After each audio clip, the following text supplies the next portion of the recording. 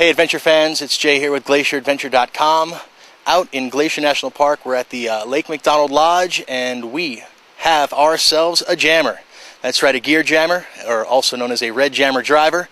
We're here with Robert Lucke, veteran jammer driver. Robert, thanks so much for joining us. Glad to be here.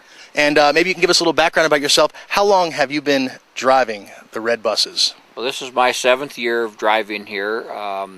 It's been an adventure every year, and it just keeps getting better and better. And to become a jammer driver, how did you end up here? You mean to be a jammer driver, to be a driver of a red bus specifically? You have to kind of be a jack of all trades and a master of none. Once you establish that fact, and they establish the fact that you are that, and have a love of history and have a love of the park and things like that, and get a CDL license, that's all there is to it. And maybe you could give us a little bit of a history about yourself. Where did you come from? What were you doing before you became a jammer? Well, I'm a Montanan. I was born and raised in Havre, and I got to a point in my life where I could spend a little time out of Havre, and so I'd always wanted to come up here and work in the park. I'd been vacationing here with my parents and in my adult life since I was small, and this is only 3 hours from Havre, and so I've always had a love for the park. And when I said, what could I do here? And because I'd given tours of the Bear Paw Mountains south of Havre for a living for a while, they thought, well, you could be a good red bus driver. And I thought, well, if I can get a CDL, I'll do it, and never thinking that I could ever get it. But lo and behold, I actually did, and that's how I managed to get here. Well, and I noticed you mentioned you had a commercial driver's license, along with having a CDL. What type of training do they put you through, or is there a certain type of education or driver school you need to go through Glacier Park?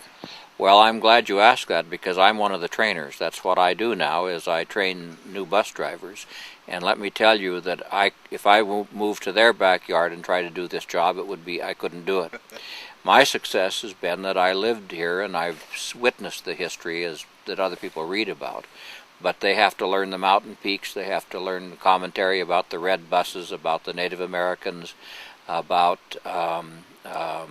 the fires, about the glaciers, about the Park Service, all about the park itself. It's a rigorous course. It takes 2 weeks, 1 week for returning drivers, 2 weeks for new drivers, and most of them always pass. Very seldom do we have one that doesn't. And I think the reason for that is because they're just really interested in this to start with. Are you sure it's not because of the trainer? No, it's certainly not because of the trainer, but because of their interest, they usually pass and they turn into really good bus drivers. And do you have a large turnover of drivers, or do they kind of, once they get it, they stick with it? A lot of them stick with it. We have usually 40% stay all the time, probably around 65 drivers, and usually 40 to 50% stay.